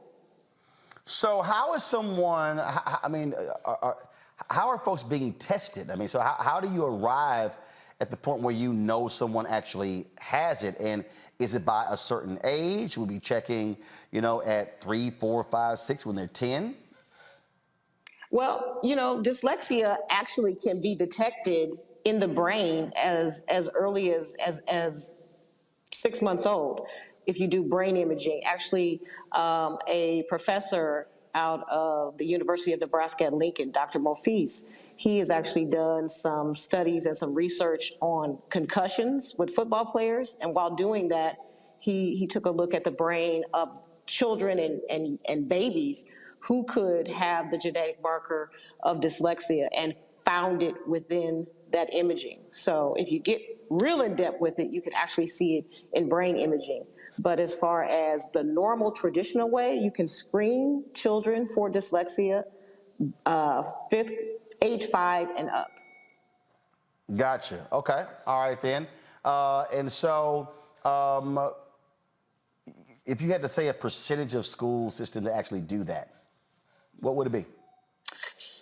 Well, I'll give Decoding Dyslexia, which I'm the founder and president of the chapter in Nebraska. It's a national grassroots organization ignited by parents who were really, really frustrated with the lack of access, resources, and teaching of structured literacy in our school systems.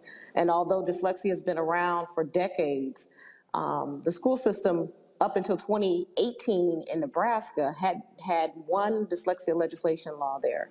And so that is kind of how I got involved in this, because my daughter struggled from pre-K to 4th grade and couldn't read simple 2- and 3-letter words. And when I went to the school system, they just said, well, you know, she just learns differently. She's slower. She's not putting forth enough effort. And I'm like, we've been doing this for 5 years now, and there's nothing cognitively wrong with her. And you guys, for whatever reason, just cannot teach her to read. I don't understand why. The problem was they never addressed or acknowledged dyslexia. And so we had to look outside the traditional public school setting, and that's when I found out what the real reason was. And when we got her the right method, she went from a non-reader to a third grade reader in 1 year. So it makes a significant difference in the access and the services that we give our youth and our children. And they're being denied that to this day. Questions from our panel. I'll start with you, Larry. Yeah, so, you know, as a college professor, I have a lot of students who have dyslexia and various other reading challenges. I know I have a colleague, Dr. Schumer Robinson, who's at the lab in Wisconsin that focuses a lot on Black and brown communities, particularly dispelling these myths. And how much, what do you think that difference makes, right? When they see your daughter or someone else who's from, you know, a similar lived experience, what difference do you think that makes when you have those conversations with other parents, when they see someone that looks like them in terms of having a conversation when it comes to dyslexia or various other reading difficulties? Oh, representation is huge, and imagery is huge. And one of the things that dyslexia as a movement, as a grassroots movement did during the George Floyd tragedy, we really were very thoughtful, specifically decoding dyslexia, about what does our imagery look like? Are we unconsciously putting forth imagery that makes dyslexia look like it's a white literacy issue, when in fact it is not? It crosses all racial boundaries. I actually know Dr. Sean Robinson. Him and I are great friends. He's Dr. Dyslexia Dude. And I agree wholeheartedly with his findings and his acknowledgement of the pain that he suffered by being denied access to appropriate literacy instruction until he got to high school. It's detrimental. It does a lot to a person socially and emotionally. Cleo? Good to meet you, sister. Good to meet you. I want to reiterate what you just said about the importance of representation and imagery, because I know that it can be very transformative for someone to see somebody like themselves. And what I've learned in working with Black people with dyslexia is they're surprised how many famous and brilliant people who are well known are dyslexic. And they were made to think, because no one understood what was going on, that they were dumb, that they were defective, that they were stupid.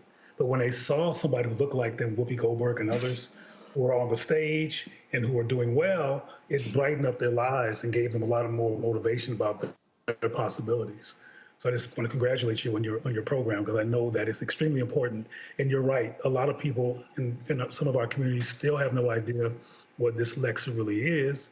And ironically, a lot of people who are dyslexic also have to be brilliant when it comes to the creative process and the intellectual process once they get the right guidance to discover themselves.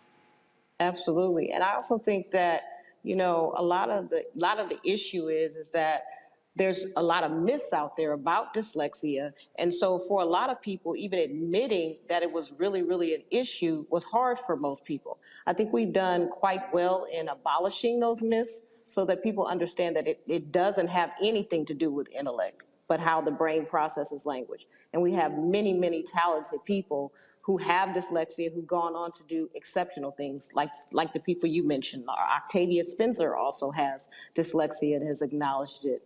It's a host of people who do. And I think by bringing forth examples such as celebrities who have come forward and shared their journey with dyslexia, and even Stephen A. Smith, he shared in his book about his struggles with reading. And he said, I couldn't even remember a lot of people's names today, but I remember the teacher. I remember the kids that were in the classroom the day that I was asked to read out loud and was embarrassed. So it has a huge impact on people, and it is life-changing. It's a generational curse if it's not broken. And it goes back, if we're going to be honest, to the anti-literacy laws. It's just changed form.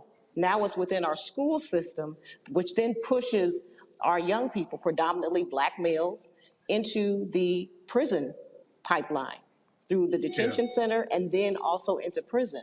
And so we have 85% of all inmates who are functionally illiterate, And 40% of them we can say with a surety have dyslexia. There's a high number of people who are involved in sex work who are also dealing with dyslexia. Yes, they are. They are. A way to survive.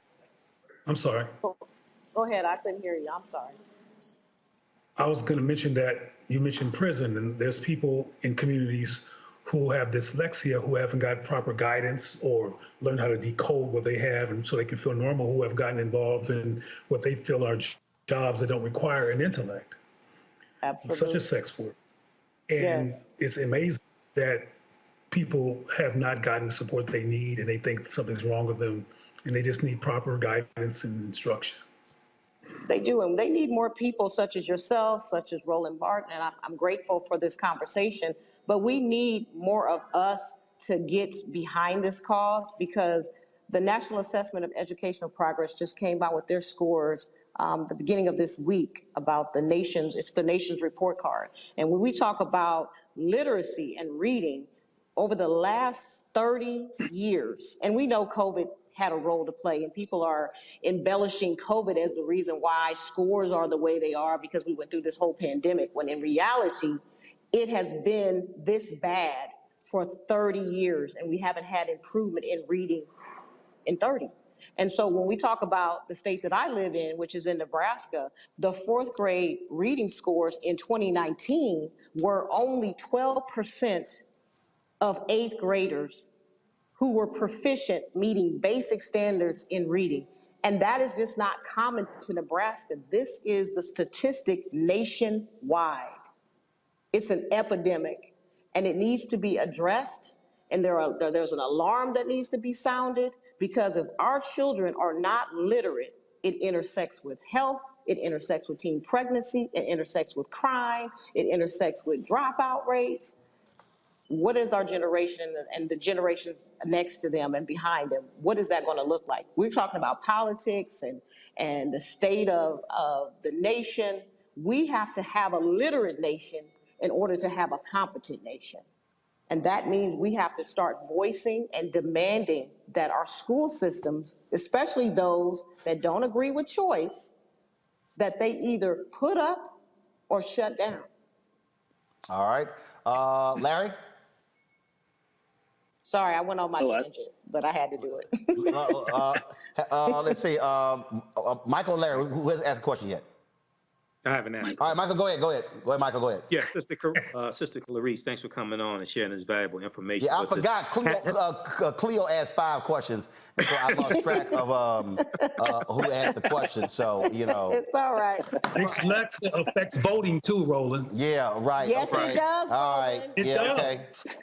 Yes, it does, Roland. Yeah. Oh, no. I get that. And there's still also some dumb people who don't have dyslexia, who don't know how to read. And ain't got nothing to do with dyslexia. They just dumb. Right. Okay. Let me ask my question right quick, Cleo, then you and Roland can go back and forth. Okay. Sister Clarice, have the researchers been able to detect what causes dyslexia? And if not, have they been able to make any advances towards finding out what causes dyslexia? Are there any maybe genetic traits that make someone more disposed to dyslexia? Tell us about the research in the past few years. Well, the research in the past few years, we know that it runs in families. Is there a genetic marker specifically that says, okay, because of this in the family bloodline, this causes dyslexia? We don't have that kind of information. But what we do know is that there is appropriate remediation methods to address dyslexia, and that even though it's a lifelong issue, it can be overcome, and that most people, when they are receiving the right services, lead very productive, successful lives. That we do. Okay. All right, thank you. Then there are characteristics of dyslexia that people have that you can detect if your child has these characteristics, that they have 3 or more of them, that such as slow, choppy, inaccurate reading, letter reversals beyond 1st grade, homonyms and synonyms, confusion, trouble with directions. When you see those type of characteristics, those are indicators that that child probably needs to be screened for dyslexia. And the earlier we catch it, the better. Right. All right, then. How can folks get information on your organization?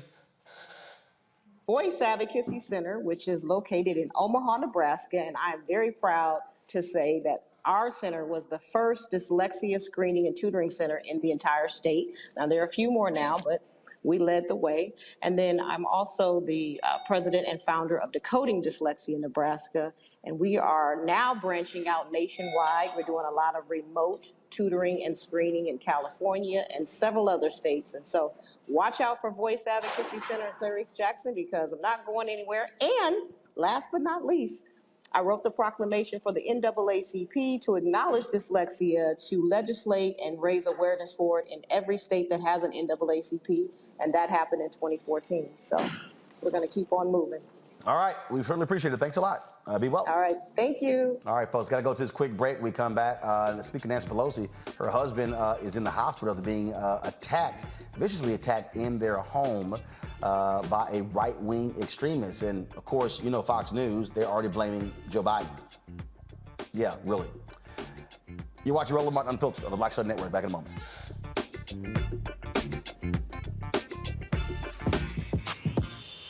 When we invest in ourselves, our glow, our vision, our vibe, we all shine. Together, we are black beyond measure. We've got to stand up. Republicans are banning abortion rights, tearing down democracy, blocking progress. But when Democrats stand together, we win. Because we voted, Democrats stood up for black lives, voting to ban police chokeholds, stood up for black women, putting one on the Supreme Court, stood up for our families, lowering cost of health care and prescriptions and capping insulin, and stood up for millions by slashing student debt.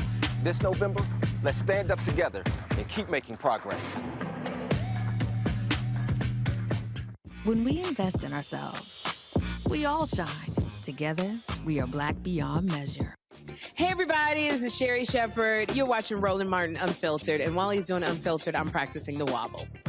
Yes, I am. Because Roland Martin's the one, he will do it backwards, he will do it on the side. He messes everybody up when he gets into the wobble, because he doesn't know how to do it, so he does it backwards. And it messes me up every single time. So I'm working on it.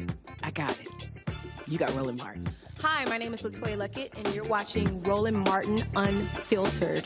What's going on, everybody? It's your boy, Mac Wiles, and you are watching Roland Martin Unfiltered. What's up, y'all? It's Ryan Destiny, and you're watching Roland Martin Unfiltered. What up, Lana Well, and you are watching Roland Martin Unfiltered.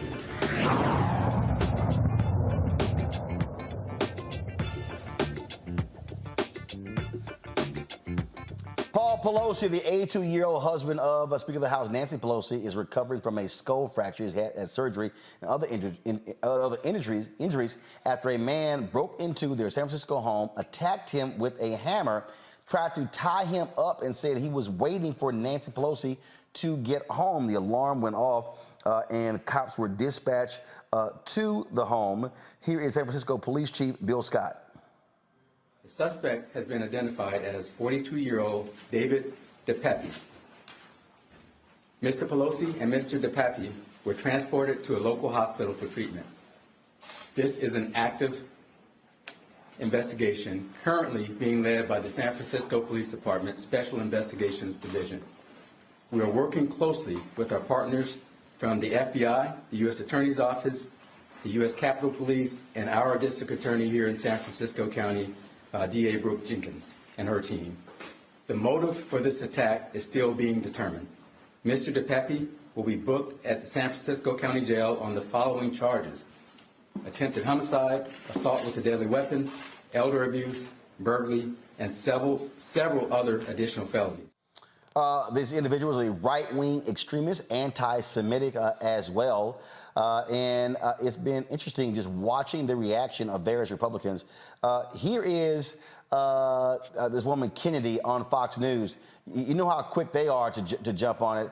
She's actually blaming Joe Biden for this attack. Watch this. This is reflective of political violence that's happening in the country, or whether it's reflective of serious mental health issues in the country and violence in general across the country, or some combination of both? Kennedy? I think you hit on it, and I think it is a combination of both, because I think where we're at, you know, the president promised to bring down the tenor of political discourse in this country. That hasn't happened. People are more divided. There are people who see words as violence, and there are people who it's very easy for them to cross the line and commit acts of violence like this because they are moved by their politics. When you combine that kind of rage, that sort of systemic cultural rage that we have right now that hasn't calmed down, with untreated mental illness, that's when you have things like this happen. And for anyone, whether it's a Supreme Court justice, the Speaker of the House, or anyone. This is reflective of political...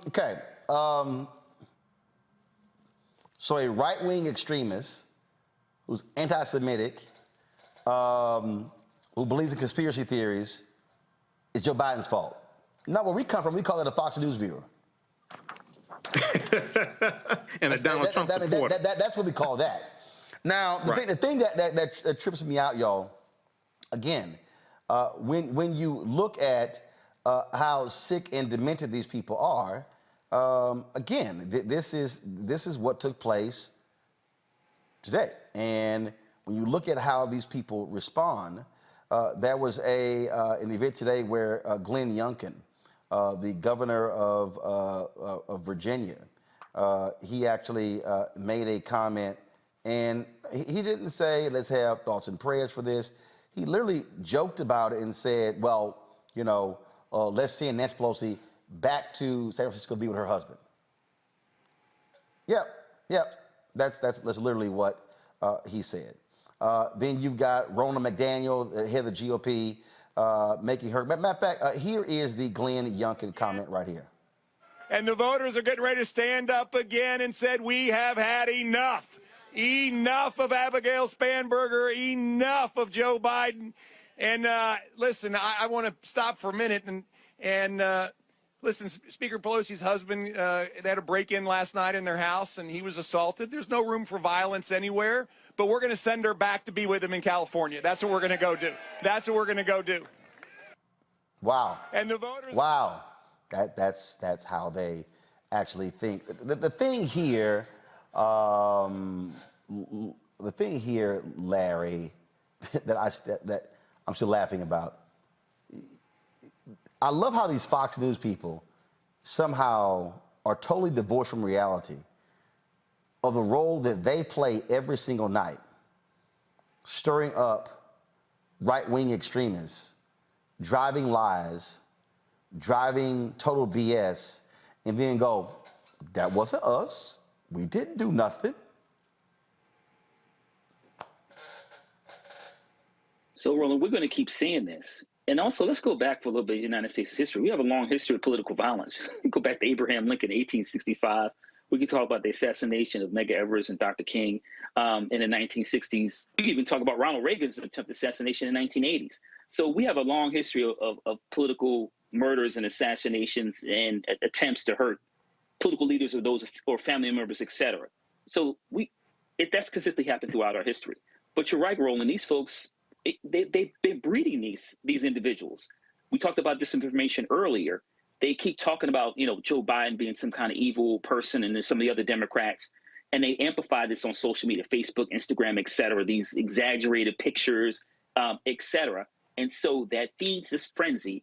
So these individuals, and many of them are just average everyday people you work with, not necessarily all these people don't have mental illness. Some of them are just racist.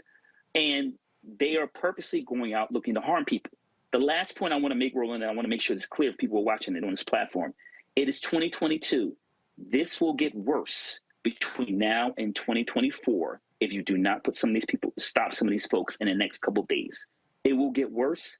And then this kind of violence, political and also racial violence, will continue.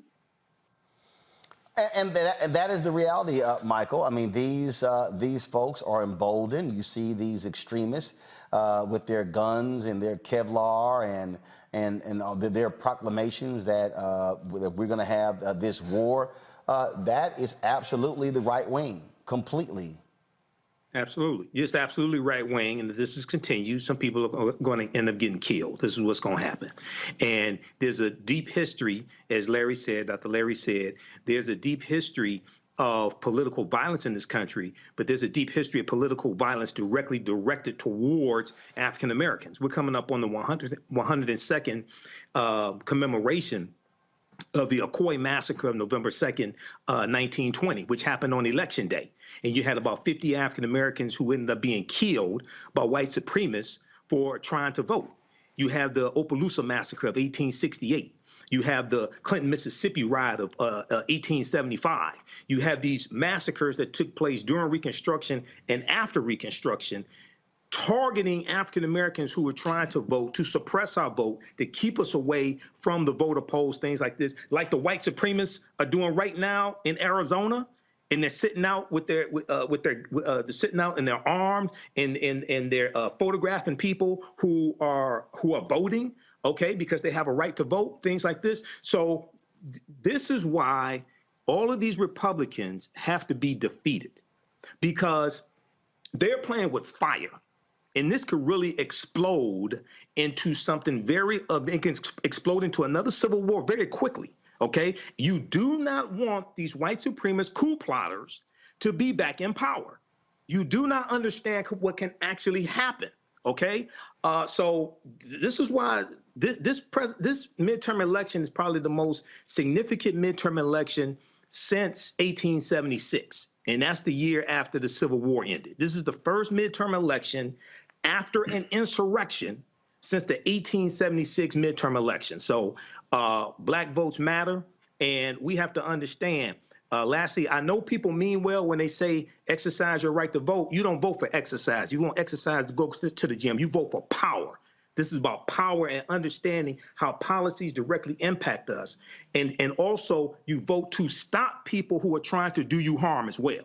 So this is crucial. Bottom line here, Cleo, these people, they're not tamping this thing down. It is going to get even more violent. And if their people win on November 8th, they're going to see that as validation. Dr. Larry said something, if I'm not mistaken, earlier. He said that some of these people are not mentally ill, they're racist. I got news for you, brother. Racism is a psychopathology. It is mental illness. However, it's often not recognized as such because it's a normal part of the United States of America. You may remember Manifest Destiny, which allegedly was the call from God to take over this country while murdering, raping, killing, slicing, maiming babies, women, and children. And under the Manifest Destiny rubric, they felt like this was all right to do. These people are serious, and as Michael mentioned earlier about voting, if black people can vote for anything, we look at the fact that voting is involved in us gaining power. We need to be voting for power, and I really resonated with his final comments around power and voting. But I just want to mention and underscore what people say, it's going to get dangerous. What happened to Pelosi's husband is horrible, and it shows just how crazy and serious these people are. But it's going to get worse. So black people need to learn how to defend ourselves.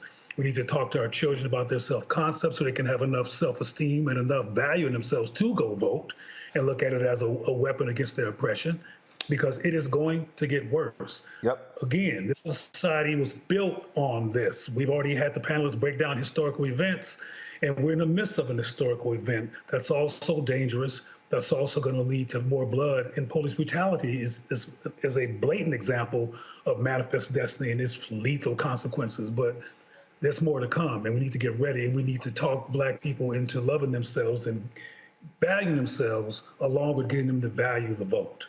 All right then, folks, time for our in memoriam.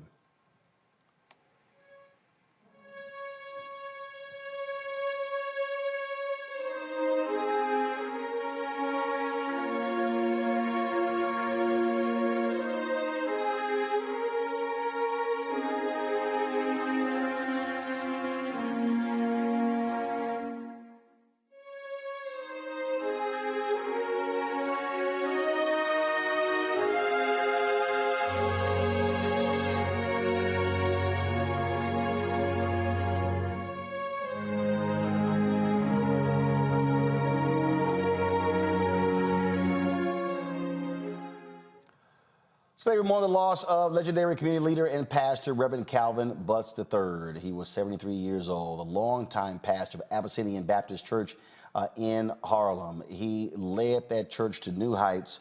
Of course, the senior pastor there, also the former president of the State University of New York College at Old Westbury and religious community leader.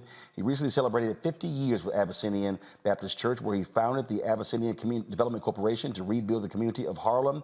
He famously campaigned against the misogyny of rap music along with C. Dolores Tucker.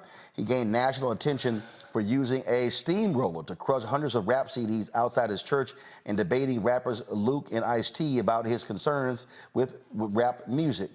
Reverend Calvin Butts III worked tirelessly with political leaders across the ideological spectrum to create a better world for African Americans. He leaves behind his wife, Patricia, 3 children and 6 grandchildren, and he apparently had passed away of cancer. Absolutely a towering religious figure, Michael. Yes, he was. Yeah, I remember Dr. Calvin Butts. I remember when he and C. Dolores Tucker in the 1990s were going after gangster rappers, things like this, the 2 Live Crew, et cetera, et cetera. So, you know, they were pioneers. And what's interesting is we're still having some of these discussions dealing with misogynistic lyrics and things like this, okay? I find it very interesting that a lot of these African-American entertainers that put out misogynistic lyrics are financed by Europeans. That's another conversation, but I just find that very interesting. But yeah, you know, he was a pioneer, and I think he's somebody that people need to do more research on. I think he's kind of an unsung hero in the past, maybe few years, past decades, things like this. Hadn't heard a lot about him, but I definitely remember those news articles, those videos, those interviews from the 90s dealing with gangster rap. Reverend Jesse Jackson Sr. said this on Twitter: "I send my condolences and fervent prayers to the family of Reverend Dr. Calvin O. Butts, my brother beloved, a biblical scholar, education advocate, and leader, liberator, and faithful servant. May he rest in heavenly peace." Larry. Roland, Reverend Dr. Butts is an icon, not only in Harlem and New York City, but nationally. And I agree with my colleague. He's probably someone that really people haven't appreciated all the work he's done in terms of supporting the Black community. Obviously, you talked about his work in at Harlem. I also have known many people who've attended his church who lived in New York City, particularly Harlem. So I send my condolences to his family. It's a loss, like I said, not only for New York City or New York State, but it's a loss for the Black community. Once again, whenever we've lost one of our icons. Dr. Cornel West tweeted this: "I am deeply saddened by the loss of my very dear brother, the great Reverend Dr. Calvin O. Butts III, my deep friend of over 40 years. My love and respect for him are forever. God bless his precious wife, Patricia, and his family." Cleo. I'm struck by how young he died. 73 is, yeah, that's pretty young. I had the opportunity to be greeted by him. Pardon me, my lights just went out. I don't know what happened. Can't fix it. But anyway, I spoke at the National Action Network as a keynote speaker in the early 2000s. And after I spoke, he came up to me and embraced me and told me he was very moved by my words. That was the first time I met him, and that was the last time that I engaged him. I'd been to his church, and my condolences to the family. And I'm just reiterating that 73 is young. It's a young man to pass away. And again, he was quite the significant figure there, doing lots for the Harlem community when it came to development. I got a chance to meet him on several occasions and was always blessed to do so. And so we have lost a great one in Reverend Dr. Calvin Butts III, the senior pastor of Abyssinian Baptist Church, dead at the age of 73. All right, folks, that is it for us. Cleo, Michael, and Larry, thanks for joining us on today's panel. Tonight's the beginning of the World Series, Game 1. Y'all know, so this is my... Let's go Phillies. Huh? Let's go Phillies. Oh, y'all get y'all ass whooped. So Larry, let me remind you, my Astros swept the Mariners, and we swept the Yankees. I know. So I'll be happy to get that broom off of Philadelphia. And so, Listen, and this year, of course, this says 2017 champions. I fully expect to see my gear 2022 champions. And so, go ahead and accept second place right now. Listen, we'll see. Starting in 2 minutes. Yeah, take that second place. Because you know doggone well, y'all ain't beating us. Y'all barely got into the playoffs. All right, that's it, y'all. Don't forget, y'all want to support us in what we do, download the Black Star Network app. Available on all platforms, Apple phone, Android phone, Apple TV, Android TV, Roku, Amazon Fire TV, Xbox One, Samsung Smart TV. You can also, of course, join our Bring the Funk fan club. See your check and money orders to P.O. Box 57196. 57196, Washington, D.C. 20037-0196. Of course, Cash App, $, the $ RM Unfiltered. PayPal is R Martin Unfiltered. Venmo is RM Unfiltered. Zelle is Roland at RolandSMartin.com. Roland at RolandMartinUnfiltered.com. Hey, folks, I'm going to be in Atlanta tomorrow night. Do y'all have the graphic of the event? I'm going to be, it's the event for Liberia. And so we're going to be there, looking forward to that. And so it's going to be taking place tomorrow night at the CNN Omni Center. And so looking forward to that. I'll post it on social media. Very good right there. The 2022 Lady International Life Changers Awards in Liberia Bicentennial Celebration Gala. And so, yeah, I will be there enjoying that. Now, before I do that, I'm going to be here in D.C., and I'll be inducted into the Society of Professional Journalists Hall of Fame. They have what they call it. They call them a Fellow of the Society. And so I'll be doing that tomorrow morning. So looking forward to that. Our crew should be there. We're going to be recording that as well. And so we'll be able to have that event for you. And so, again, a lot of things happening this weekend. That is it for us. Folks, we always end our show on Fridays showing you everybody who contributes to our show. We thank those donors for making it possible for what we do. All right, y'all. Y'all be well. Take care.